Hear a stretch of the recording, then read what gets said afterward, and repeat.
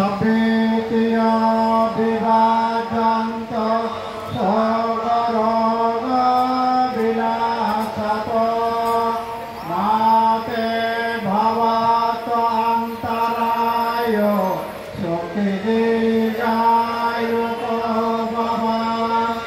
भवतो सर्वमङ्गलं रक्षन्तु सर्वदेवता सर्वभूतानुभावेन सदा सत्ते भवन्तु ते।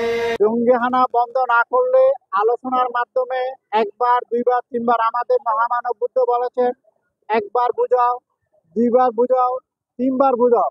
যদি তিনবারের মধ্যেও কাজ না হয় তাহলে আমাদের ভারত যে শক্তিশালী দেশ, মহাপুরুষদের বাণী নিয়ে আমরা তাদেরকে বুঝাতে সক্ষম হব।